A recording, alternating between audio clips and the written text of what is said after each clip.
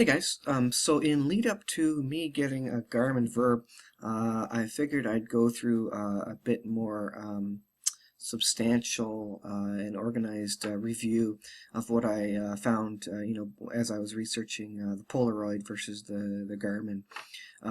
So I go through a bit of what I wanted, and then some pros and cons of each of the units if you happen to be comparing these two units. I should probably do a pro-con against a GoPro, but I'm sure there's there are lots of videos about that. These were specific cameras that I was looking at, and I researched a lot, so I'll just go through a bit of what I found out here. So here's what I wanted for my camera. I wanted it to be waterproof to some extent. 30 feet is nice, but I probably never swim down to 30 feet. I don't do any snorkeling or scuba diving. 3 feet or a meter is fine. Ideally, I wanted a viewfinder.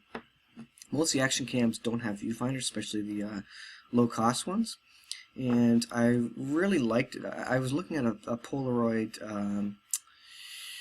I forget the name of it, the regular camera style Polaroid digital camera that was waterproof. It had a camera on the front, so great for selfies.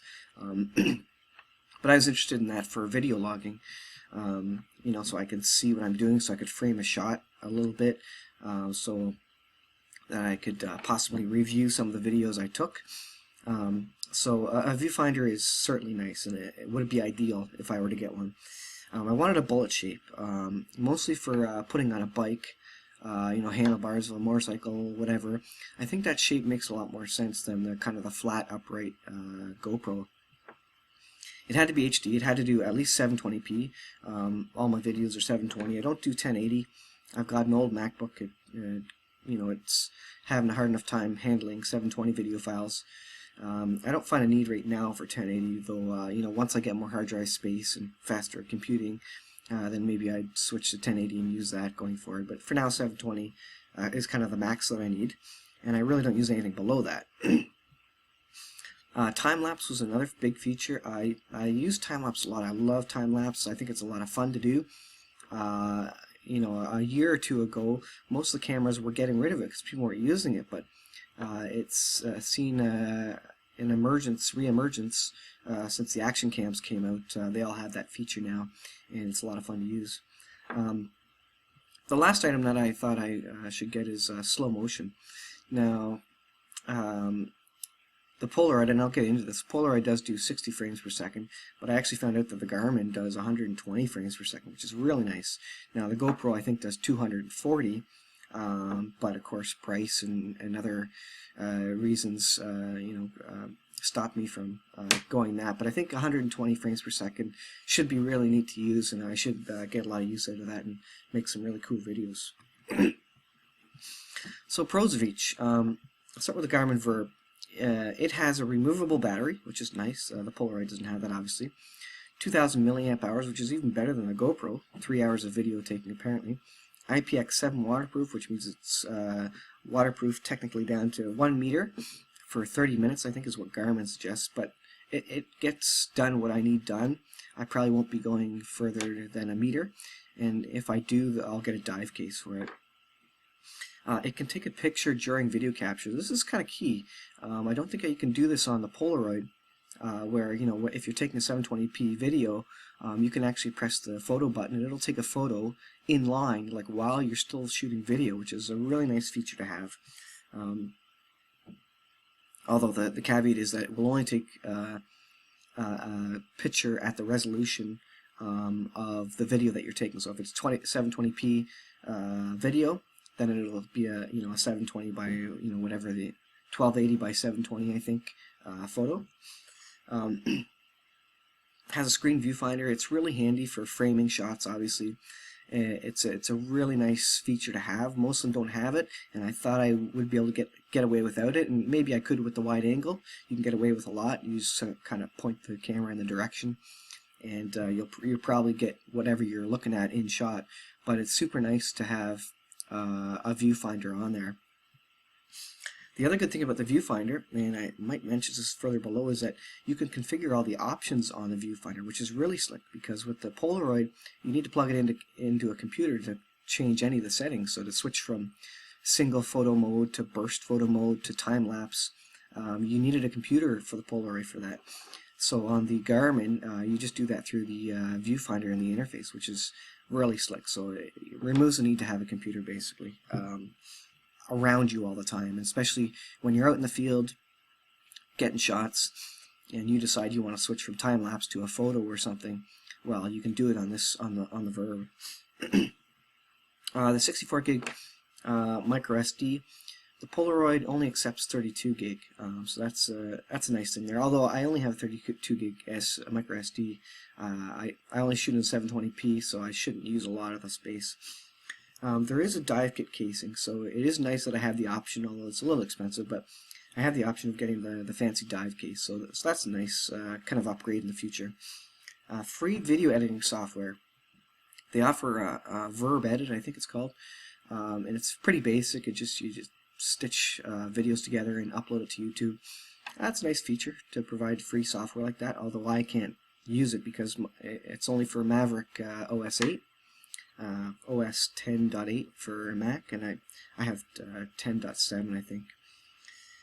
The hardware is a bit better quality. From what I'm reading, they're comparing the Garmin right up beside the GoPro. So overall, the hardware and technology in the unit of the Garmin is a bit better technology, newer technology than the Polaroid. The super slow-mo, that's really nice. It will do 720p at 60 frames, and then it will do an 848 resolution at 120 frames per second, which for slow-mo, I mean, that should be fine. So I think I should be able to make some pretty cool videos and have a lot of fun with that extra super slow-mo feature there versus the Polaroid, which is only 60 frames per second. So that gives me a bit better option. Viewfinder can be set to use to set all the config, and I guess I mentioned that. The slide and large button will turn on the device. Yeah, so the button on the side of the Garmin, if the Garmin is completely turned off, you slide that great big massive button forward, it will automatically boot up and start recording video right away. It takes about 2 or 3 seconds to boot up, but that's a nice feature, and just, you know, one button on and it's recording at whatever you have preset it. So mine would be 720 at 30 frames per second. That'll probably be the resolution and FPS that I would choose as the default. So that's really slick for just capturing moments, not having to think about you know, booting it up first and then turning it on. I'm not sure if the Polaroid does that or not, but it's certainly a nice feature. The Polaroid does have some nice things going for it. Out of the box, it's waterproof to 30 feet, which is nice. No dive case needed, no extra expense needed. So that's really nice, that I like about the Polaroid. There's way more mounts that come with it. It comes with a standard tripod mount and like straps for helmets and stuff. The mounts that come with it are unbeatable. You could just get a great big mound of different mounts for everything for it, versus the Garmin, where you don't really. You get a couple of sticky mounts. The mounts are pretty lame for the Garmin, admittedly. I was going to get the XS100i, which is a Wi-Fi version. You can use that to transfer videos. I was going to use it partially for a viewfinder, and that was kind of 50% of the reason why I decided to get the Wi-Fi versus the non-Wi-Fi.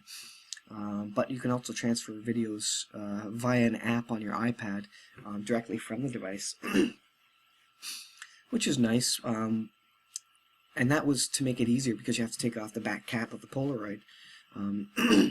No, take that back. You can turn on your Wi-Fi on the back of it, and you have to disconnect your MacBook from the internet, connect it to the access point in the Polaroid, download your videos or whatever, and then reconnect to your access point. So that's kind of clunky, disconnecting my MacBook from the internet just to download videos.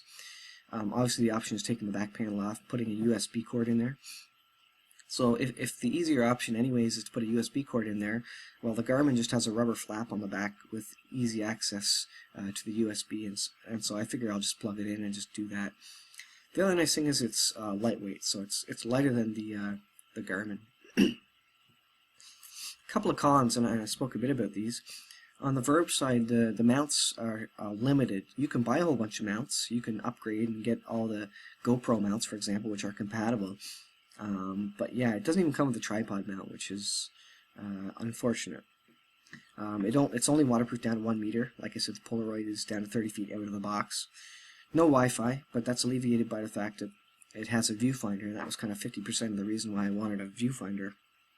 Or sorry, why I wanted the Wi-Fi, to act as a viewfinder in some cases.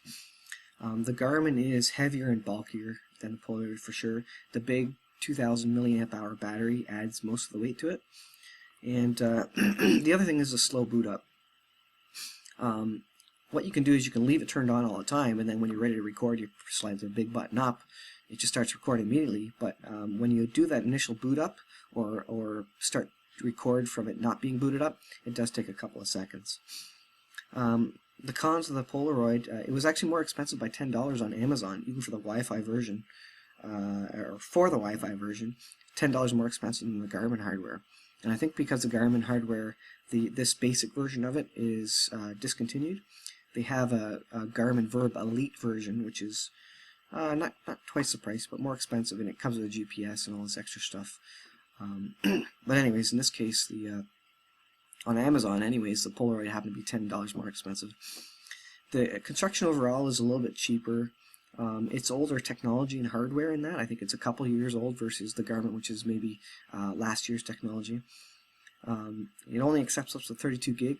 Again, I probably won't use that, but I probably wouldn't use the 64 gig, but that is a limitation. And the last one that I had noted there was that you need a PC to set all the settings on it.